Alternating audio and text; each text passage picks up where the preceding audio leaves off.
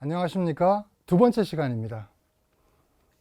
부산 시민과 함께하는 공공 갈등 관리의 이해, 갈등과 소통 사이 제2강 사회 간접 자본 그 패러다임이 달라진다입니다. 첫 시간 어떻게 들을만 하셨는지 모르겠습니다. 이 두 번째 시간도요, 절대 채널 돌리지 마시고 함께 해주시기 부탁드리겠습니다.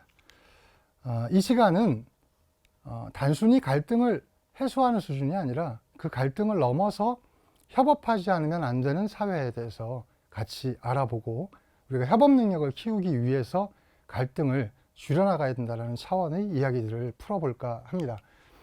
이런 신조어가 있습니다. 이생망. 이생은 망했어. 다음 생이 온다면 또 모르지만 어차피 난 글렀어 라고 하는 말이라고 해요. 아주 부정적이고 자조적인 의미이죠. 그런데 생각해보면 그렇게 다 지우고 백지 만들어서 새로 쓸 수 있는 인생이 아니라고 볼 때 나이 20살 어름에서 앞으로 100년 더 남았는데 이런 얘기에 계속 머물러 있고 빠져 있다면 안 되겠죠. 여러분은 어떠세요? 20대는 아니더라도 여러분들도 이생망입니까? 자, 그럼 이생망이 아니기 위해서 우리는 어떤 노력을 기울여야 할까 얘기를 한번 해보려고 합니다.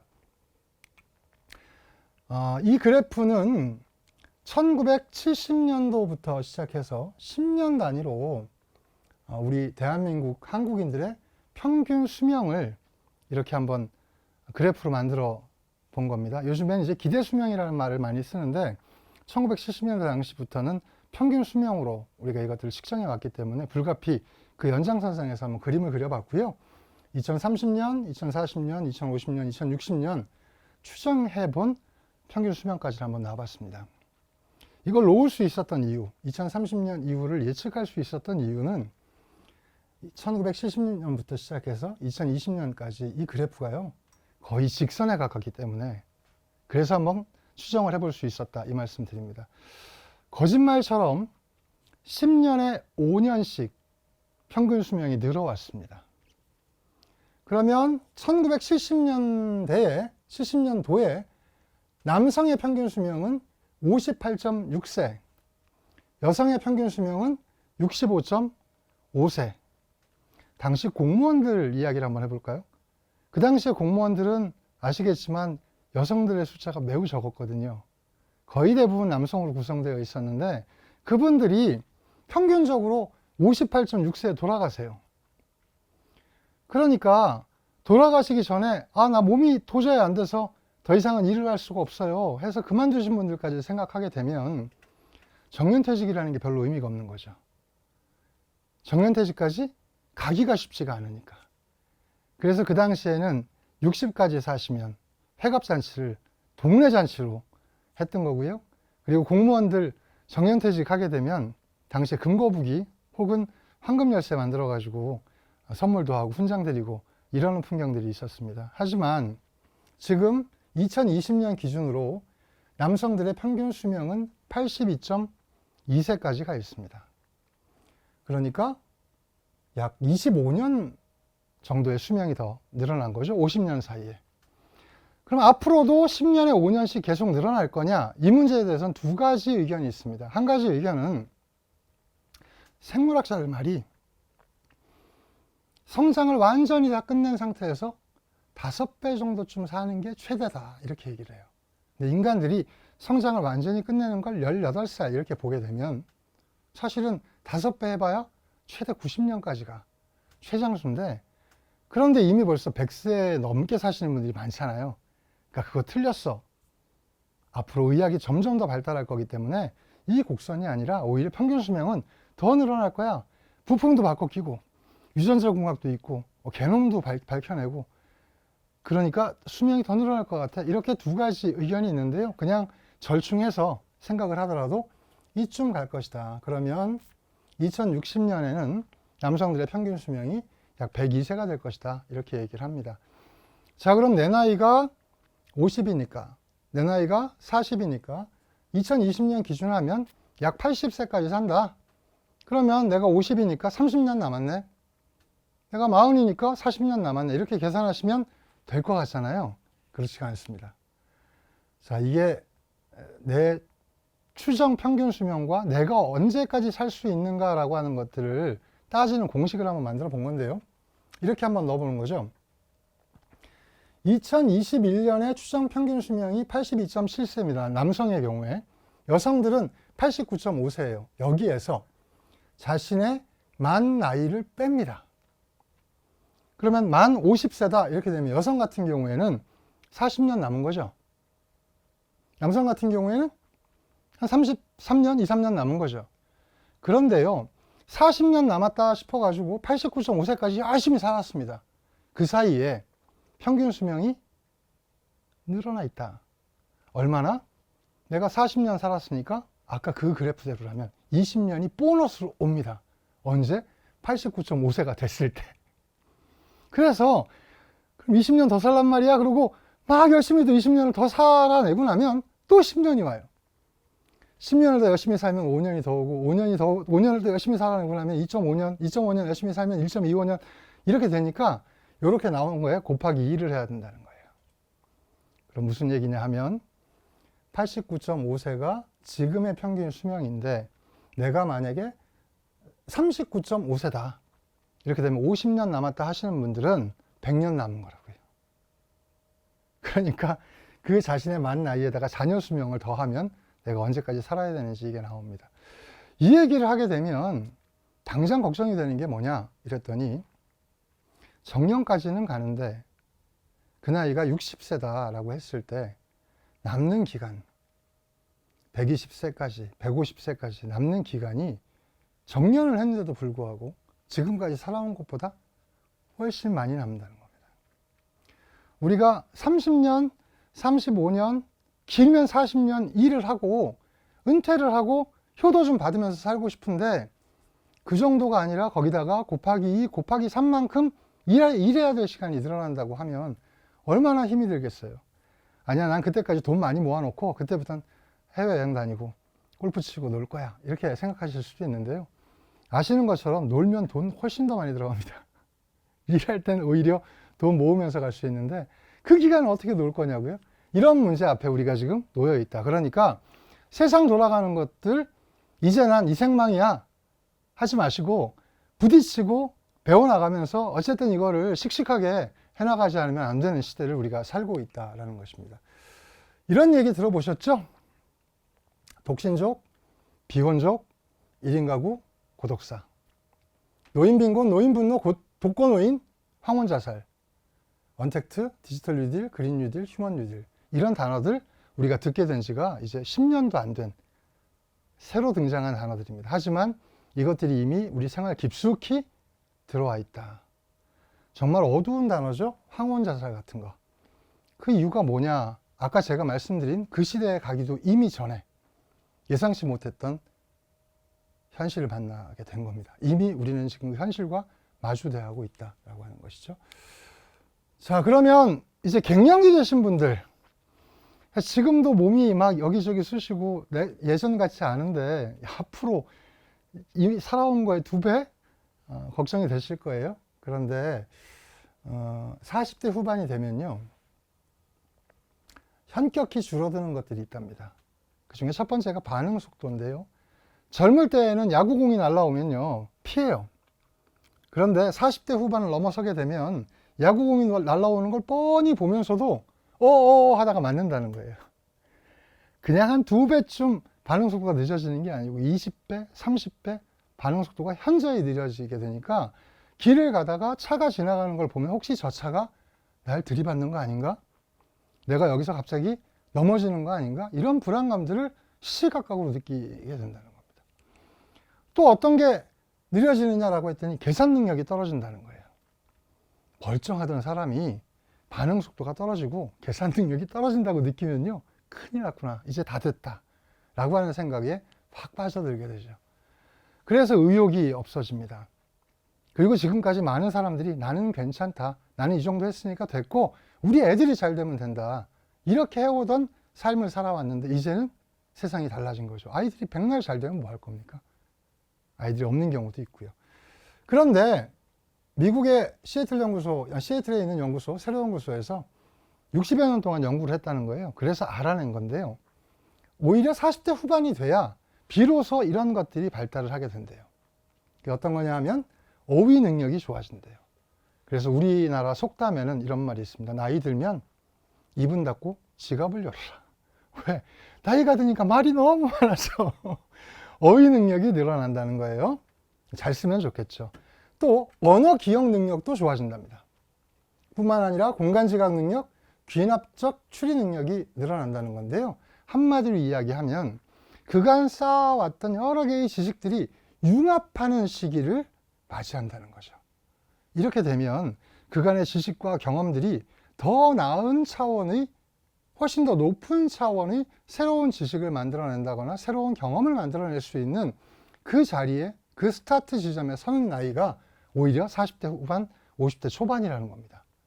그러니까 새로운 시작인 거죠. 이런 부분들이 없어진 것들 때문에 힘들어하지 말고 오히려 이런 것들이 새로 생겼다면 지금부터는 어떻게 이걸 가지고 살아갈 건지 이걸 고민한다면 우리가 얘기하는 인생 2모작, 3모작 얼마든지 가능하다라고 조금 더 우리가 용기를 가져볼 수도 있을 것 같습니다. 다음은 이제 우리 시대가 어떻게 변화하는지에 대한 흐름을 좀 말씀을 드려볼까 하는데요. 이런 얘기 들어보셨죠? 동업하지 마라. 동업하면 망한다. 실제로 동업했다가 망한 사람들이 많아요. 동업이라는 구조가 되게 복잡합니다. 뭐 예를 들면요. 똑같은 일을 영업을 해가지고 오는데 나는 좀 깎아줬고 넌 하나도 안 깎아줬다. 근데 나는 양은 많이 했고 넌 양을 적게 했다. 너는 돈을 빨리 받았는데 너는 돈을 적게 받았다. 누가 얼마를 가져갈까? 뭐 이런 거 가지고 다툼을 하자고 치면 한도 끝도 없는 거죠. 그래서 이 이야기는 마치 금과 옥조처럼 우리한테 받아들였었던 이야기거든요. 동업하지 마라. 그런데 주식회사가 뭡니까? 여러 자본들이 들어와서 동업하는 거거든요. 지금의 화두는 바로 코워크입니다. 코워크. 그래서 한 사람이 대장이 돼서 조직을 이끌고 나는 그 조직원이 돼서 따라가고 이러는 것이 아니라 각자의 개인들이 가상의 공간에서 모여가지고 같이 힘을 합쳐서 무언가를 해내는 것으로 일자리가 만들어지는 이런 코워크의 시대에 우리는 이미 들어와 있다라고 하는 것인데요. 자, 그러면 분업과 협업이 뭐가 다르냐? 제가 여기 써놓은 답은 이런 겁니다. 분업은 하나의 머리에 손발이 수천 개가 딸리는 겁니다.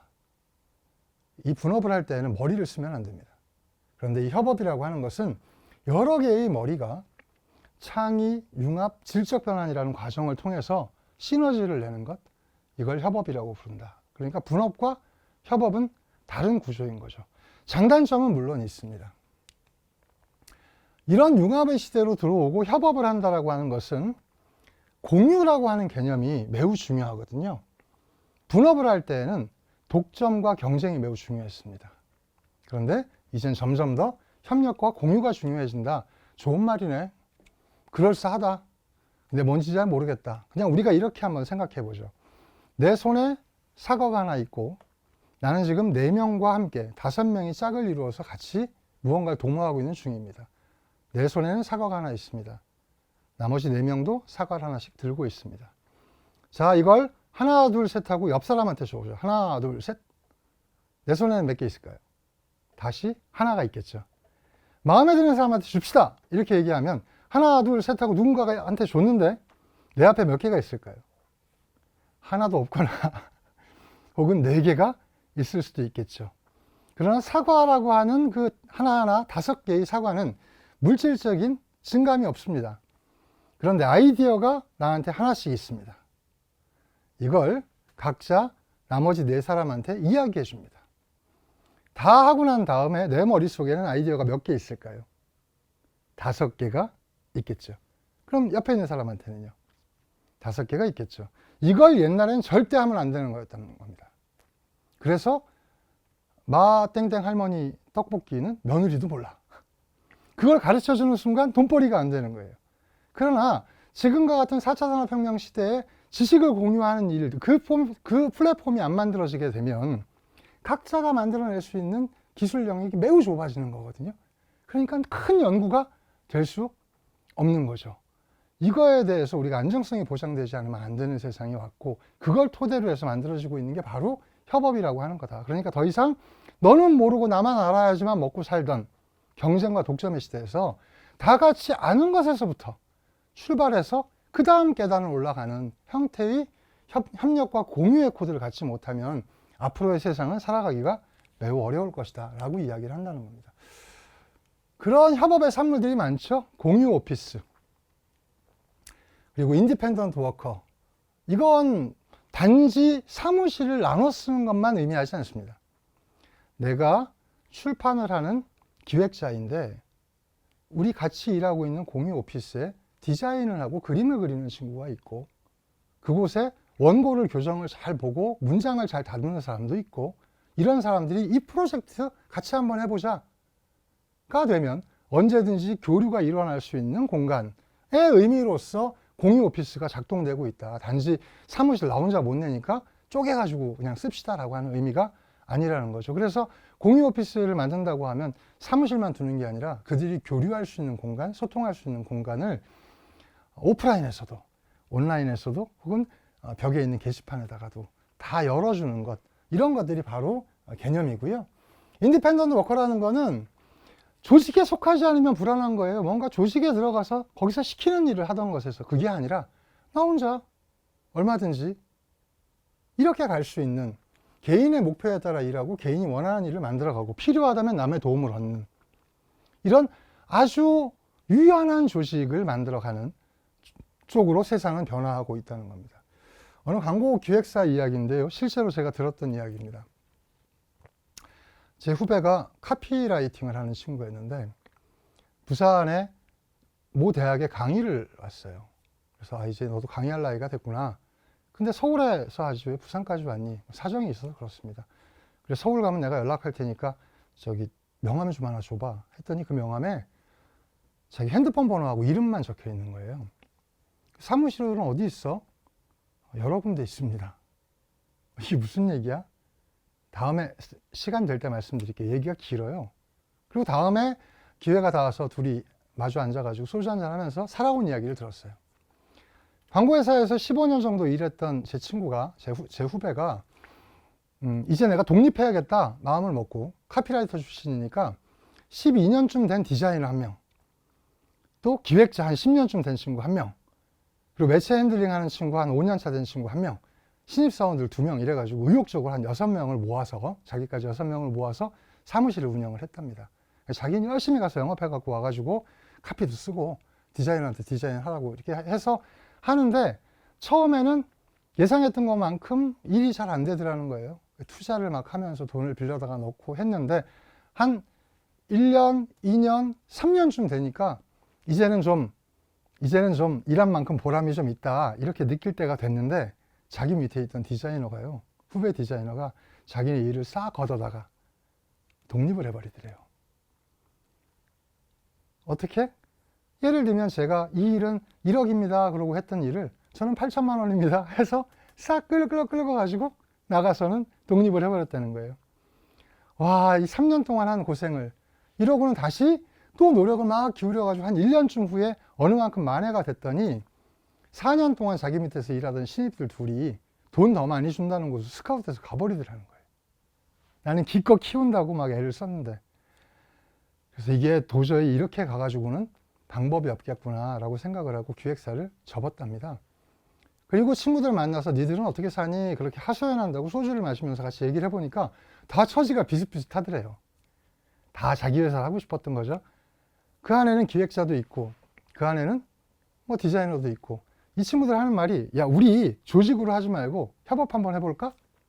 외국은 그렇게 한다는데 해서 그 5명 정도 되는 각각의 분야의 전문가들이 1인당 돈 1,000만 원씩 냈다는 거예요. 그래서 내가 1,000만 원을 무슨 돈이 있어서 냈냐 이랬더니, 제가 사무실을 그냥 차리려고 할 때는 1억 한 장을 넣어도 보증금 넣고 집기 사고 하니까 안 되는데 1,000만 원 갖고 왜 그게 뭐요? 1,000만 원. 그걸로 끝이 아니라 매달 100만 원씩 돈을 또 냈다는 거예요. 매달 장사가 되든 안 되든. 그 100만 원씩 가지고 임대료도 내고 또 뭐 같이 마실 커피도 좀 사고 이런 일들 했나 봅니다. 그래서 작은 사무실 하나와 회의 테이블, 그리고 일할 수 있는 책상 한 2개를 놓고 사무실이 시작이 됩니다. 어떤 친구가 영업을 해가지고 오면요, 5명이 있는데 그 일에 생긴 수익을 6등분 한 다음에 영업해갖고 온 친구가 2를 가져가고 나머지 친구들이 하나씩 받는 방식으로 일을 했대요. 좋은 점이 뭐야? 그랬더니 제일 좋은 점은 내가 내 돈으로 한 달에 한 번 다 모아가지고 회식하자, 뭐 먹을래 해서 소고기도 먹이고 뭐 먹이고 하는데 지들끼리 막 얘기하다가 다 먹으니까 2차 갑시다 그러고 일어났을 때 느꼈던 짜증이 없다는 거예요. 그냥 그 영업해가지고 돈 받은 사람이 내가 오늘 한 잔 살게 그러면 같이 그냥 얻어먹기도 하고, 나 혼자 모든 걸 책임질 필요가 있는 게 아니라 영업도 나눠서 책임을 지고, 또 그 정도쯤 되는 베테랑들끼리 모였으니까 일도 얘기하면 척척 될 뿐만 아니라 누굴 가르치거나 이럴 필요도 없더라는 거죠. 그런데 그러면 한 군데잖아, 왜 이게 여러 군데야? 그랬더니 그렇게 하는 회사에 일이 너무 몰리면 한 군데에서 다 해결이 안 되기 때문에, 또 여기는 가구 같은 거 전문적으로 하는 사람들이 많기 때문에 자동차 일이 들어오면 그 자동차와 관련돼 가지고 협업하는 또 다른 회사, 그래서 본인이 네 군데 이런 협업팀들을 같이 하고 있다. 그러니까 내 이름으로 된 회사는 없습니다. 그런데 수익도 훨씬 좋고요, 마음도 편하고요. 만약에 필요하다면 나 한 6개월 정도는 사라진다, 찾지 마라, 이러고 사라져도 얼마든지 세상은 돌아가고 있고 본인의 시간도 가질 수 있는 이런 방식의 협업 시스템이 돌아가고 있다는 겁니다. 그래서 제가 이런 이야기를 광고 홍보학과에 있는 학생들한테 어떡하냐, 너희들 신입을 안 뽑는단다, 이렇게 얘기를 했더니 그 친구들 말이, 그러면 광고계에 신입이 안 생기게 되면 광고계도 어려움을 겪지 않을까요? 저희 같은 사람들 안 뽑으면? 이렇게 얘기를 하는데, 그게 그 친구들이 원하는 거다. 걔들의 꿈은 인간문화재다. 이 일을 할 수 있는 사람은 나밖에 없어 가 되면 되는 것이, 왜 꼭 후배를 키워야 되고 후학을 양성해야 되고, 이건 옛날에 농업혁명 시대의 사람들의 사고, 이렇게 세상이 돌아가고 있다는 것입니다. 그러니까 설사 내가 몸담고 있던 조직이 나를 버렸다고 하더라도 내가 나의 역량을 가지고 협업할 수 있는 툴들을 활용하면 얼마든지 세상을 바꾸는, 문제는 용기와 자신감을 가질 수 있는가 없는가가 관건이 세상에 우리가 들어갔다, 이런 설명을 드릴 수가 있겠고요. 사회적 자본이라는 말이 있습니다. 사회적 자본? 사회 간접 자본을 잘못 쓴 말 아니야? 사회 간접 자본은 도로, 항만, 공항, 통신, 또 뿐만 아니라 뭐 우리 상수도, 하수도, 이런 것들이 전부 사회적 자본에 해당이 되죠.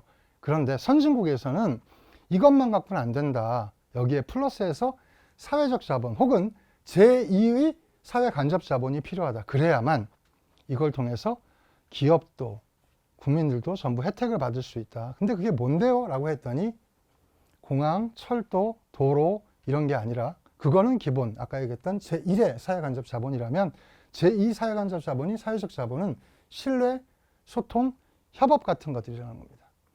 이게 돈 됩니까? 라고 얘기했더니 계약서 하나 만들기 위해서 인감증명부터 시작해서 20몇 가지의 서류를 붙이고 그러고 나서도 도장을 찍은 거를 2번, 3번 검토하는 거, 그걸 떼러 다니는 시간이 만약에 사인 하나로 믿고 할 수 있다면 하루를 그냥 벌 수 있고, 여러 사람을 쓰지 않고도 일이 되는 시대가 가능하니 서로를 신뢰한다면 자본이 깔려 있는 것이다. 그러니까 우리 사회가 얼마나 신뢰하고 있는가, 그리고 얼마나 소통되고 있는가, 얼마나 협업되고 있는가는, 이것들이 결과적으로는 우리 공공에 그만큼 이익을 줄 수 있다. 그래서 이런 것들을 추구하고 있다는 겁니다. 우리나라도 역시 마찬가지로 이런 것들을 추구해가는 쪽으로 흐름이 변화하고 있죠. 실제로 도로를 깔 만한 곳들을 거의 다 깔아서, 다만 도심에 혼잡한 곳들은 땅값이 너무 비싸니까 보상비를 해결 못 해가지고 도로를 못 깔지만, 도시와 도시를 연결한다든지 아니면 국도 같은 거 나가보시게 되면 그물망처럼 깔려 있거든요.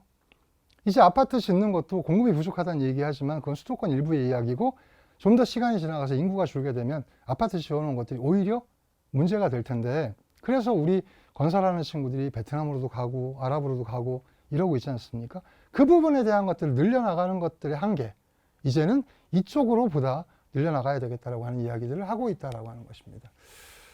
사회적 신뢰도가 10% 상승할 때 경제 성장률은 0.8%가 상승한다라고 하는 연구 결과가 나와 있습니다. 여러분, 요즘 대한민국의 경제 성장률은 1%대이죠. 앞으로도 이것은 선진국들의 추세를 보게 되면 1%대 이상으로 성장할 가능성은 매우 적습니다. 그런데 0.8%를 성장을 시켜준다. 뭐가? 사회적 신뢰도를 10% 상승시키면 오히려 이쪽이 앞으로 우리 경제를 좀 더 낫게 만드는 방식이 될 것이다. 그래서 신뢰 형성 혹은 신뢰 회복이 무엇보다도 필요한 때가 지금이다. 이렇게 설명을 드릴 수가 있겠고요. 그리고 이제 이 신뢰를 바탕으로 해서 협업까지 갈 때에 소통이라고 하는 것은 매우 중요한 브릿지, 교두보가 될 것이다. 자, 아까 말씀드린 대로 이제 더 이상 조직은 유효하지 않다. 세상은 점점 정형화되어 있는 조직이 아니라 협업의 시대로 가는 거죠. 그 유명한 얘기가 있습니다. 다리 하나를 지키기 위해서 병사 2명을 배치했더니 밥을 해줘야 된대요. 그래서 밥하는 사람을 추가해야 되고 뭘 추가해야 되고 뭘 추가해야 되고, 이게 바로 조직이 가지고 있는 비효율성입니다. 오히려 그런 것들로부터 해방돼 버리게 되면 딱 일하는 사람들만 갈 수 있는 요즘 시대가 요구하는 그런 쪽으로 변화하고 있기 때문에 이 틀은 앞으로 계속, 이 흐름은 계속 지속될 수밖에 없을 것이다 라고 보는 것이고요.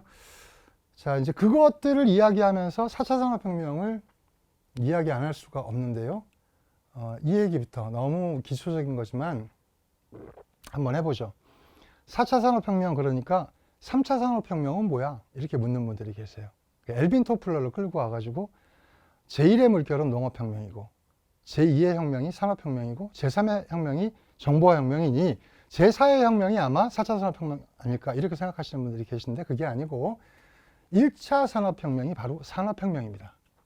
증기기관, 이걸로 에너지를 대체했던 이것이 1차 산업혁명. 그럼 2차 산업혁명은 뭐냐? 증기가 아니고 전기와 석유의 에너지. 한 100년 걸렸거든요. 락펠러 얘기가 나오고 이러는 시대. 그리고 이 전기와 석유 에너지에 컴퓨터, 정보통신, 컴퓨터와 통신이 만나게 되는 겁니다. 컴퓨터 따로 통신 따로가 아니고 컴퓨터와 통신이 만나게 된 그 시기를 미국에선 1960년대 이때로 얘기하는데, 이게 바로 3차 산업혁명. 그때부터 여기에 제어 기술을 붙이면서 특히 부분 자동화 쪽이 아주 많이 커지게 되죠. 공장에서 사람들이 사라지기 시작을 합니다. 4차 산업혁명, 그러면 일자리를 뺏는 기계들의 시대를 이야기하시는 분들이 계시는데 그건 사실 여기부터 출발이었어요. 사람 대신에 소를 쓰고 소 대신에 결국은 증기 에너지를 이용했던 것이고, 계속 점점 더 사람들을 빼나왔던 것이 4차 산업혁명이 특별히 사람을 더 빼는 기술은 아니다. 제어 기술이 좀 더 아주 미세하게, 섬세하게 작동되는 것은 맞지만 4차 산업혁명은 기계에 의한 생산 통제입니다. 좀 더 쉽게 말씀을 드리면 원격 수술을 하는 거. 전쟁터에 의사가 가지 않고 전쟁터의 총상 환자를 수술을 하는 거를 뉴욕에서 할 수 있는 시스템. 이거는 1990년에 이미 개발이 됐습니다. 근데 지금 우리가 하는 건 뭐냐면 사람이 아예 필요가 없다는 거예요. 기계가 그냥 수술을 하는 거죠. 사람이 원격 조정을 해가지고 할 수 있는 그 기술은 3차 산업혁명 시대의 기술이고, 지금은 의사 필요 없고요. 그냥 기계가 알아서 할게요. 가 되는 세상이 4차 산업혁명이다. 이렇게 한번 정의해 놓고요. 이 4차 산업혁명이 앞으로 어떻게 우리에게 영향을 줄 것인지 이 얘기를 한번 해볼까 하는데요. 잘 많이 들어본 거죠? 자율주행 자동차. 자율주행 자동차. 그래서 이걸 예전에 무인 자동차 이렇게 얘기도 하고 뭐 여러 가지 얘기를 했었는데, 지금은 이게 이제 학문으로 딱 정리가 돼 있죠. 자율주행 자동차가 1단계부터 시작해서 5단계까지가 있는데, 현재는 상용화되어 있는 기술은 2.5단계다 이렇게 얘기합니다. 그럼 2단계는 뭐고 3단계는 뭔데? 2단계는 손이 프리해지는 거예요. 3단계는 눈이 프리해지는 겁니다. 목표를 찍어놓고 난 안 보고 있어도 간다는 얘기죠. 다시 말하면 이제 핸들은 언제부터 필요가 없는 거냐? 3단계부터 필요가 없게 됩니다. 이 기술은 언제 상용화가 될 거냐라고 했더니 세계 각국과 우리나라에서 나온 여러 가지 정보들을 취합해 보면 올 연말, 내년 초에 3단계가 나옵니다. 현재 우리나라에 굴러다니고 있는 최신형 차들은 2.5단계를 장착하고 있습니다. 자, 3단계가 되면 이제 안 쳐다봐도 된다. 4단계, 5단계가 다 나오고 난 다음에 나는 자율주행 자동차를 사야지. 안 그러고 3단계 미리 샀다가 4단계 나오면 고물되잖아? 이렇게 생각하실 수가 있잖아요. 근데 현대자동차의 관계자 얘기를 들어보니까 3단계까지는 하드웨어의 변화래요. 근데 4단계, 5단계는 소프트웨어만 변화시키면 되는 거라 가지고 차는 3단계 걸 사셔도 4단계, 5단계는 때가 되면 업그레이드를 시켜준다. 이렇게 이야기를 합니다. 이게 되면 없어질 직업이 있죠. 어떤 직업이 없어집니까? 미국 같은 경우 제일 먼저 없어질 직업으로 얘기하는 것이 화물기사입니다. 미국은 또 땅덩어리가 워낙 넓잖아요. 화물. 우리로 치게 되면 용달, 택시, 대리기사도 없어진다. 대리기사 같은 경우에도 잘못하면 사실은 오히려 사람이 더 위험할 수도 있는. 그러니까 기사가 없어지는 겁니다. 이걸 조금 더 응용해보면 택배기사도 없어진다는 이야기를 하는데, 실제로 미국 같은 경우 뭘 고민하고 있냐면 만들어 놓은 택배 로봇이 있는데, 얘를 시중에 풀면 사람들이 공격했을 때, 로봇이 사람을 공격하는 게 아니고 사람들이 로봇을 공격했을 때 로봇의 대응 매뉴얼이 없다는 거예요. 같이 치고 받아야 되는 건지 아니면 맞고 깨져야 되는 건지. 그런데 일자리를 뺏는다라고 하는 것 때문에 이 로봇들에 대해서 적대감을 가진 사람들의 공격으로부터 어떤 매뉴얼, 이 부분 때문에 아직까지 완벽한 분리를 못하고 있다라고 이야기하는데, 실제로 우리 부산 같은 경우에도 식당 곳곳에 이미 벌써 서빙 로봇이 들어가 있습니다. 키오스크 들어온 지는 벌써 또 됐고요. 그러니까 점점 더 무인화가 가속화돼 가죠. 자, 자율주행 자동차가 나오면 기사가 없어집니다. 종국에는 흑기사, 백기사, 정의가 다 사라져.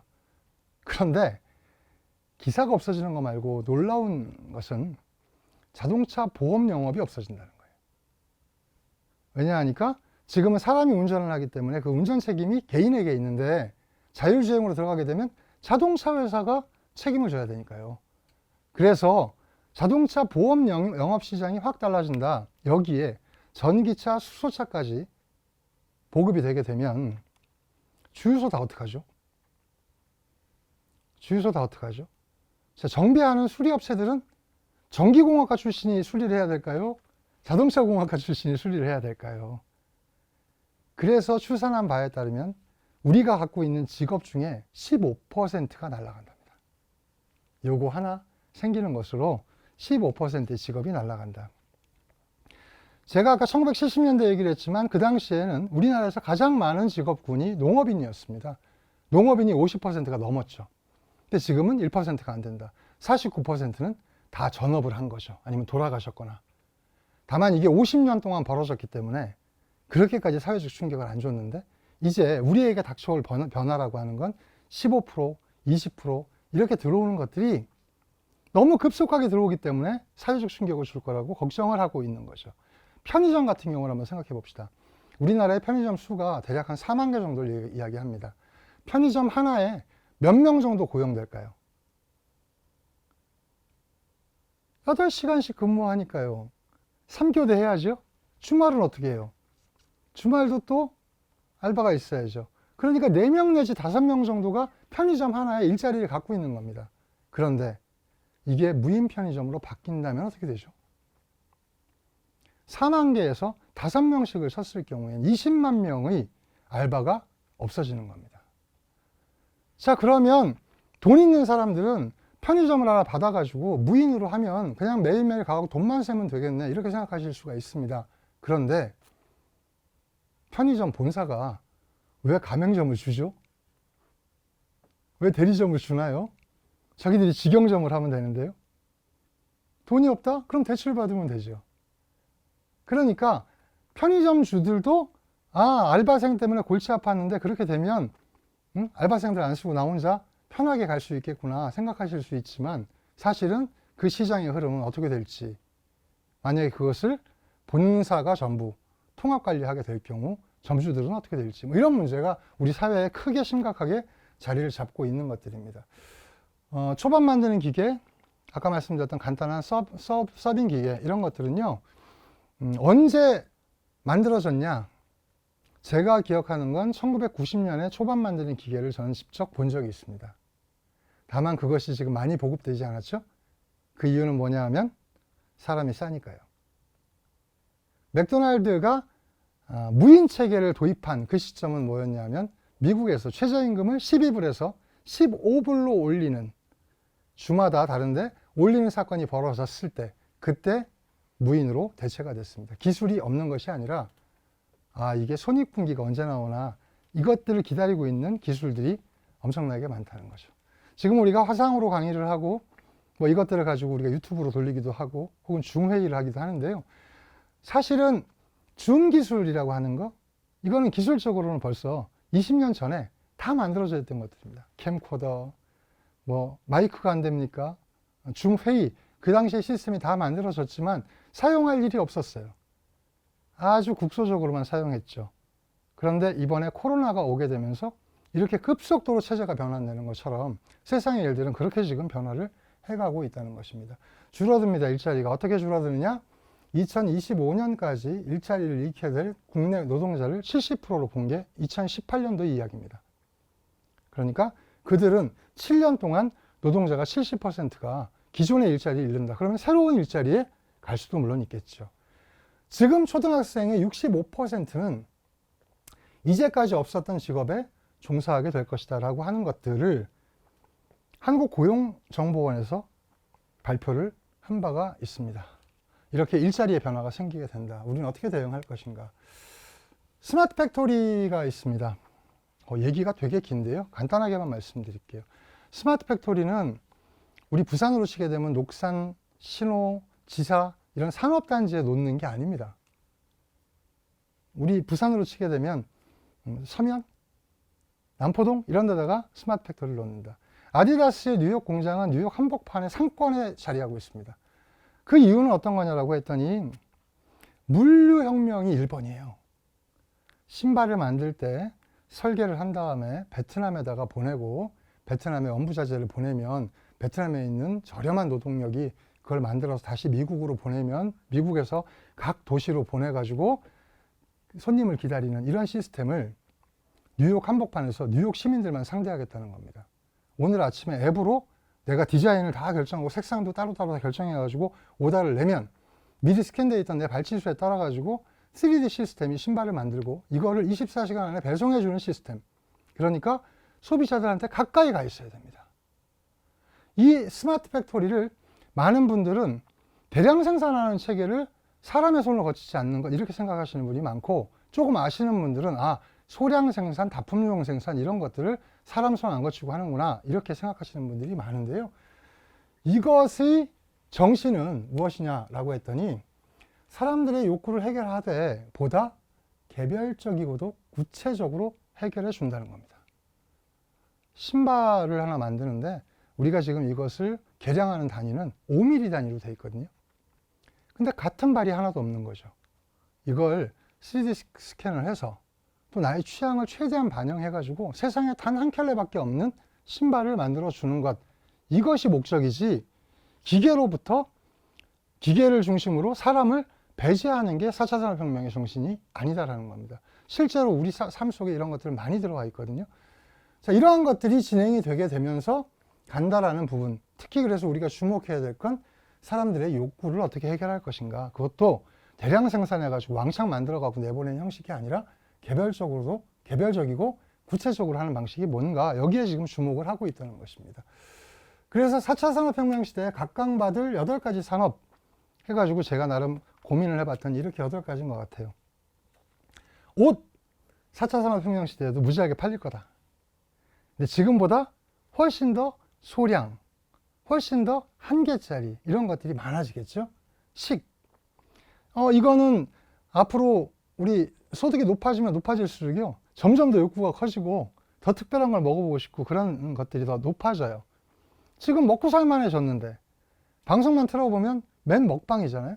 그렇고요. 주도 마찬가지입니다. 지금까지는 아파트에 살았거든요. 근데 사람들이 점점 자기가 만든 자기만의 집 같은 것들을 찾는 경향이 높아지죠. 앞으로 훨씬 더 커질 거다. 그러면 나머지가 뭐냐 이랬더니 편할 편. 사람을 좀 더 편하게 내가 손 꼼짝 안 하고 해결할 수 있는 거. 예를 들면 안마를 하려고 하니까 사람 손이 필요한데 그러니까 안 해주거든. 돈도 많이 들어가고 그래서 이제 기계 같은 게 요즘 안마 기계가 무지하게 팔린다든지 이런 거. 즐길 락, 즐거움을 추구하는 거. 통할 통, 소통하는 거. 배울 학, 위로할 위. 이런 8가지 것들은 4차 산업혁명 시대가 와도 잘 팔릴 수밖에 없는 구조다. 이거를 어떤 방식으로 제공할 것인가의 문제로 사람들은 지금 다 들어가 있다는 것입니다. 이게 미래의 일자리라고 하면 단순 노동이 감소하겠죠. 의사와 변호사가 없어진다고 합니다. 실제로 미국에서 이슈가 됐던 게 방사선과 의사들을 뺐죠. 이제 앞으로 의사가 없어진다.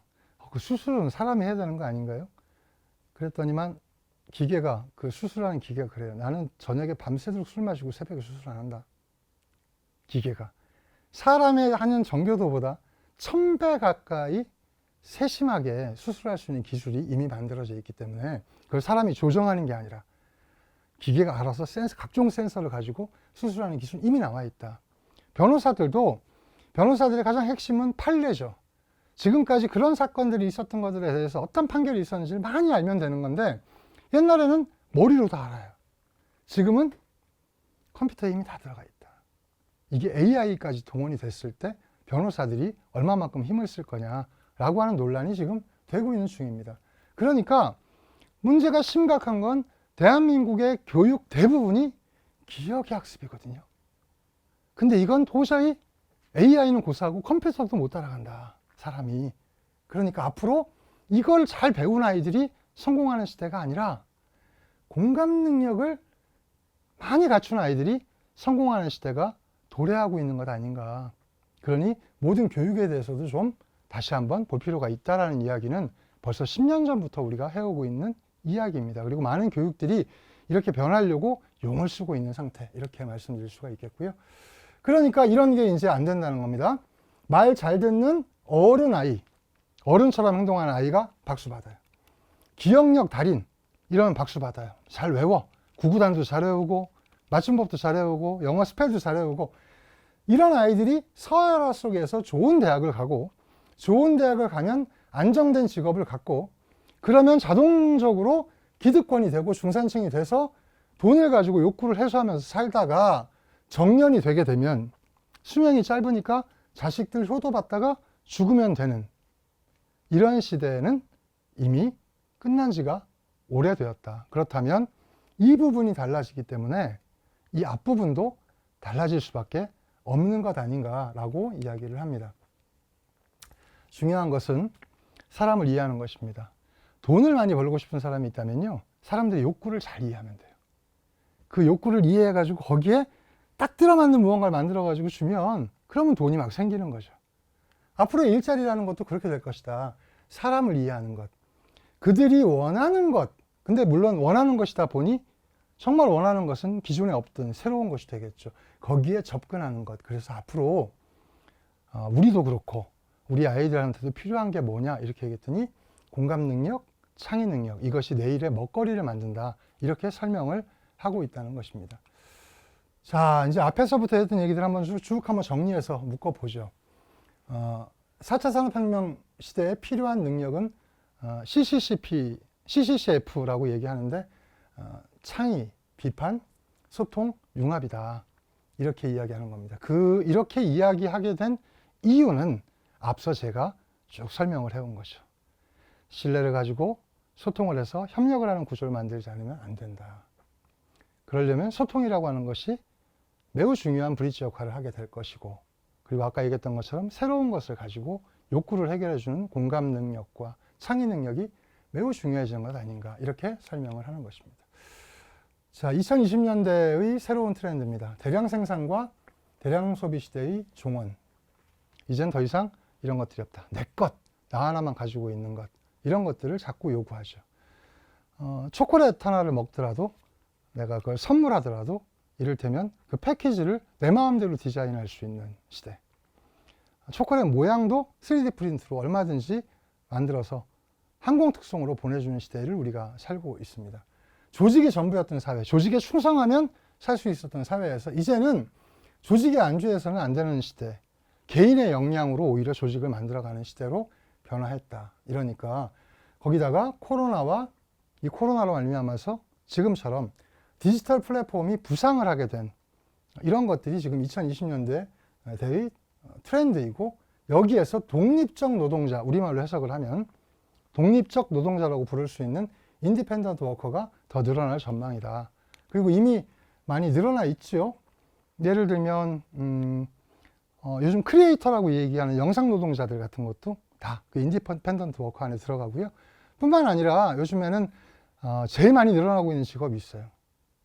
예전에 10년 전까지만 하더라도 얼마 안 됐는데 간병인 같은 겁니다. 그러니까 단지 제가 드린 건 예에 불과하고요. 그런 유형의 일들이 앞으로 많이 활성화될 건데 그분들이 뭘 잘하면 인기가 있고 돈을 많이 벌고 보람을 느낄 거냐라고 했을 때 공감 능력, 창의 능력 같은 것들이 중요하다 이렇게 보는 거죠. 신뢰, 소통, 협업. 그래서 욕구를 이해하고 공감 능력을 배양하는 것이 필요하다라고 이야기하는 것이고요.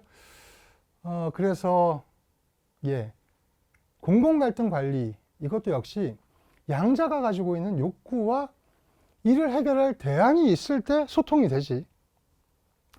대안은 전혀 없는데 너도 양보하고 나도 양보하자. 이거는 잠시는 덮어놓고 할 수 있지만 해결되지 않는다. 그래서 앞으로의 공공관리 영역에서 매우 주목받고 있는 부분이 뭐냐라고 했더니 그런 갈등이 벌어졌을 때 그 모두를 만족시킬 수 있는 대안을 잘 만들어내는 사람.